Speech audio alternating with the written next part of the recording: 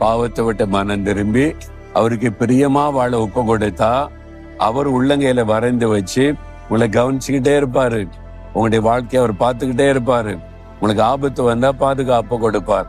சோர்ந்து போனா தைரியப்படுத்துவார். பலவீனப்பட்டா புது பலன் தருவார். வியாதிப்பட்டா சுகமாக்குவார். ஒரு தேவைன்னு ஜெபிச்சு அற்புதம் செய்வார்.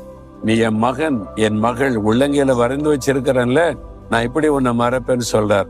விசுவாசிங்க, ஆண்டோட அன்பை சந்தேகப்படாதுங்க.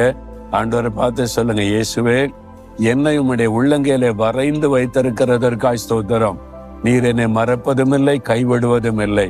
இன்றைக்கும் எனக்கு நீங்க அற்புதம் செய்ய போறீங்க. என் காரியத்தை நடத்தி தர போறீங்க. நான் விசுவாசிக்கிறேன், அற்புதத்தை எதிர்பார்க்கிறேன். இயேசுவின் நாமத்தில் ஆமேன், ஆமேன்.